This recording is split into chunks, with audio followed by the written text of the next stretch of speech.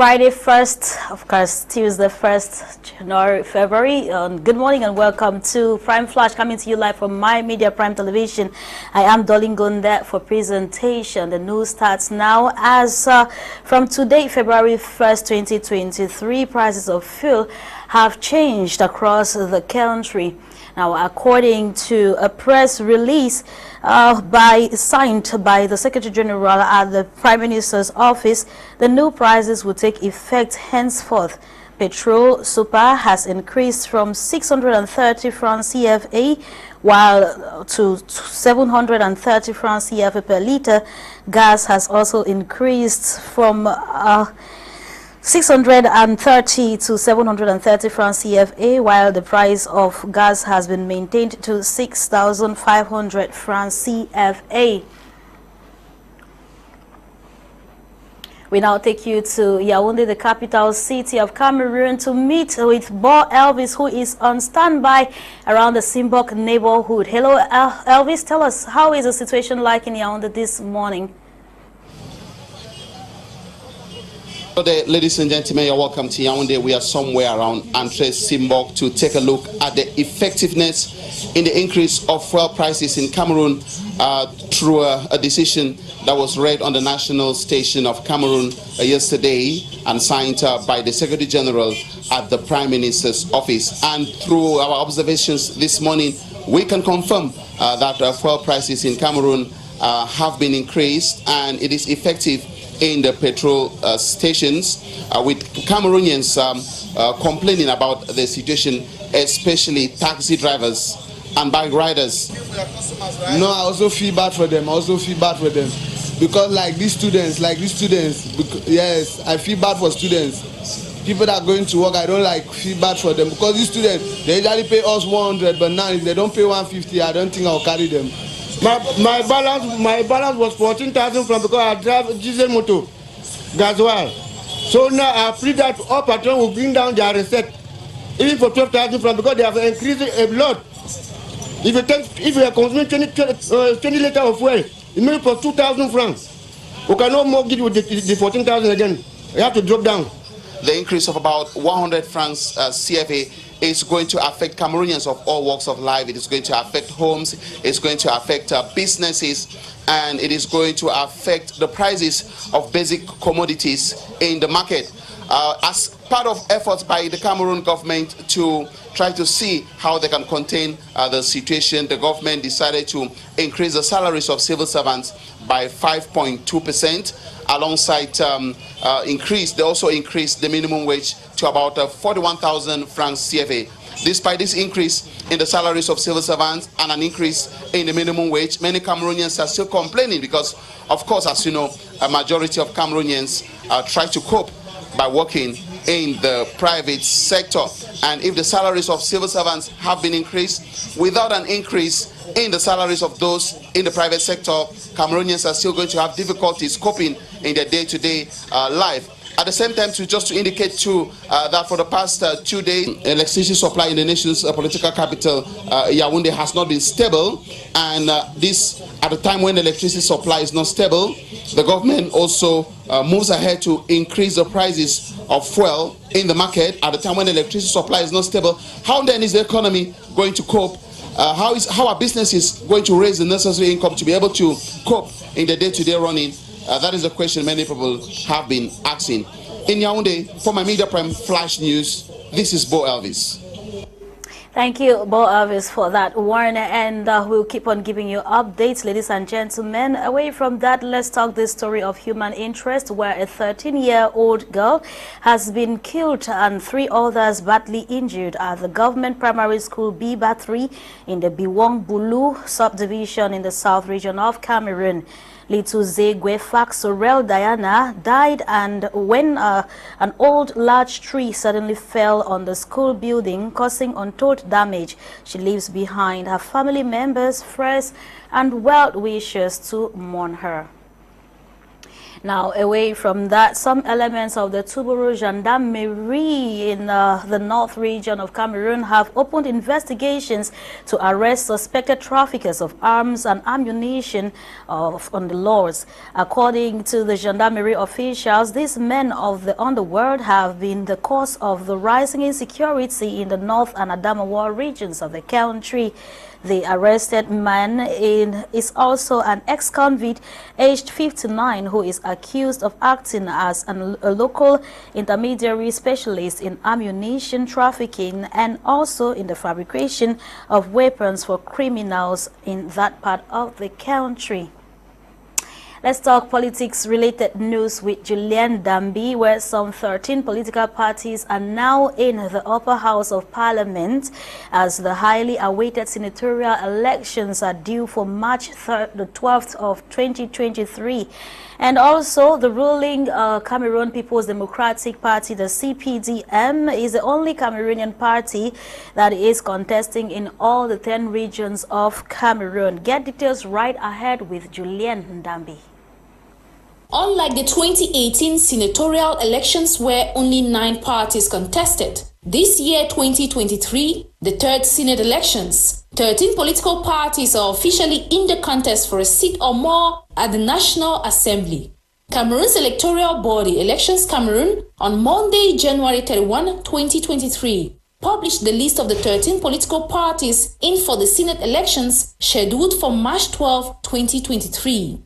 The parties contesting for the Senate are the ruling party, Cameroon People's Democratic Movement, CPDM, main opposition party, Social Democratic Front, SDF, the National Union for Democracy and Progress, UNDP, Union of the People of Cameroon, UPC, Cameroon Democratic Union, CDU, Cameroon Party for National Reconciliation, PCRN, National Alliance for Democracy and Progress, ANDP, amongst others.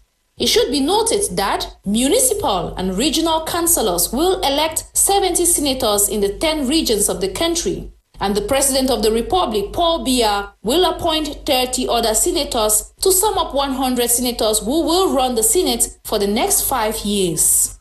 More to that, ruling party, CPDM, is the only political party that will contest in all 10 regions of the country. Recall, in the second Senate elections in 2018, they won 63 out of the 100 seats at the National Assembly, while main opposition party Social Democratic Front SDF won 7 seats at the 2018 polls. This year, SDF will contest only in the Northwest and Adamawa regions. Paradoxically, only the CPDM is contesting elections in the Southwest and South regions. The UNDP party and UPC are the only 2 opposition political parties with presence in more than 2 regions. While the UNDP will contest in the Adamawa, East, Far North and North regions, the UPC will contest in the Adamawa, Center, Littoral, Northwest and West regions of Cameroon. Cameroon held its first Senate elections in 2018. After a 1996 constitutional amendment ushered in the upper house of parliament. However, this year's elections comes at a time when separatist fighters still pose a threat in the country's 2 English-speaking regions, the Northwest and Southwest. And their leaders had even warned no elections will happen in these regions. As March 12 approaches, fingers are crossed elections will be calm, free and fair. You're watching the 9:30 a.m. Prime Flash coming to you live from My Media Prime Television. Meantime, the Movement for Democracy, Development and Transparency, the MDDT, has engaged some journalists and civil society actors and other stakeholders on how to think of a way forward to put an end to the Anglophone crisis which has left the Northwest and Southwest regions in poor shape for over 5 to 6 years. This was during the Roundtable Conference discussion which took place recently in Bamenda, supervised by the National Coordinator for the MDDT, Clifford Niba Akunte. In related news, we are also told that the question on how beneficial foreign intervention into Cameroon's conflict resolution is going to be for the common man has been raising brows amongst our civilians in the country. Moving down to the streets of Douala, Naivona took interest in talking with some street dwellers who shared their opinions in the report ahead. Since the start of the Bakassi Peninsula crisis in 2006 to present-date Anglophone crisis, Cameroon has attracted the attention of foreign bodies when faced with conflicts. The ongoing Anglophone crisis ravaging the northwest and southwest regions, the Boko Haram insurgents in the far north region, refugee crisis to the east, the COVID-19 pandemic which has subjected many to isolation and others to death, and the frequent abduction and subsequent assassination of people from different walks of life, amongst other crises experienced in the country, has in recent times attracted reactions and interventions from foreign countries and international organizations, with the most recent being the failed Canadian mediation talks to end the Anglophone crisis and the call by a coalition of human rights organizations for the Cameroon government to open investigation into the recent killing of the late radiocaster Martinez Zogo. However, some Cameroonians believe the relationship is a give and take deal. Chaque pays qui apporte son intervention au Cameroun, ils ont d'abord leur propre intérêt. Every country offering assistance to Cameroon has an interest, because we all know that it is never done for nothing. So foreign countries will help Cameroon because they expect something in return. They give to take. It's reciprocal. It's just an exchange. La façon de comprendre ou de parler, ça veut dire que eux donnent pour prendre, c'est juste un échange. Je pense que on ne fait rien pour rien. I think nothing is done for nothing. Anyone who comes to help you normally asks for something in return. Yes, he is coming to help you, yes, but afterwards, will he leave without expecting something? So I think there is equally something he expects in return.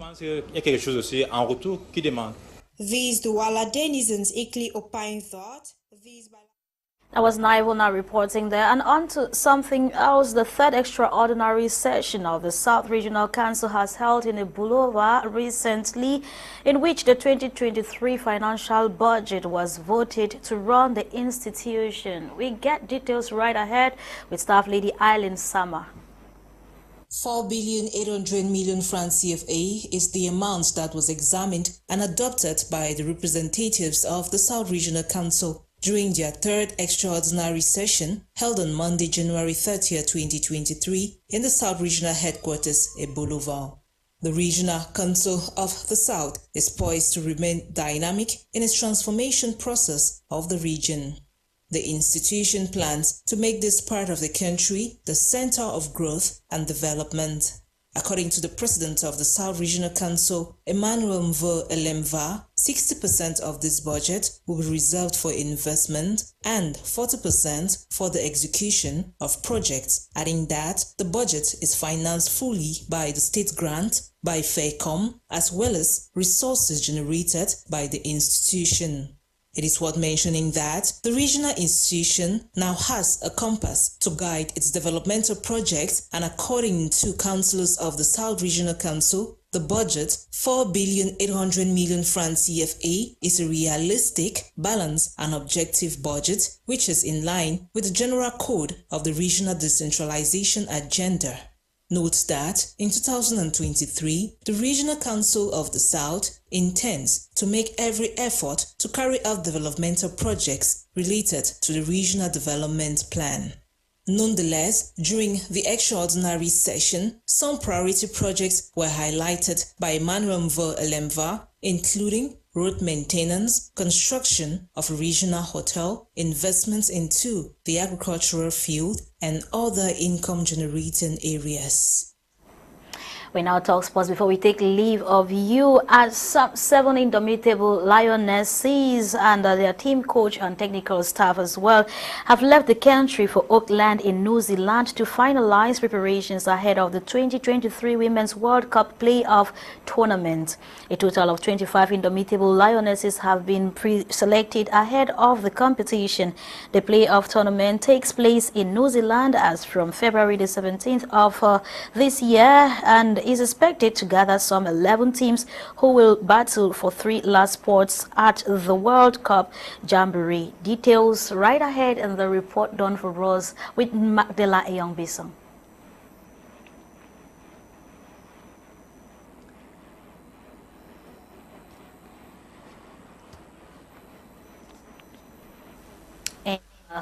On that note, that we have come to the end of today's edition of Prime Flash. Thank you for your keen attention. The news has been produced by Elvis, Modika. I have been Dolly, Ngonde for presentation. These and many more stories will be brought to you again during our 6:30 p.m. primetime newscast coming up with Eileen Sama. But at 10 a.m., the brief comes up with Lasha Kingsley and co-hosts at 11 o'clock. In the House is also coming up. This newscast has been coordinated by Faith Tata and also supervised by Kum Leonard. We wish you a great start of the new month and stay blessed as you choose to stay with us.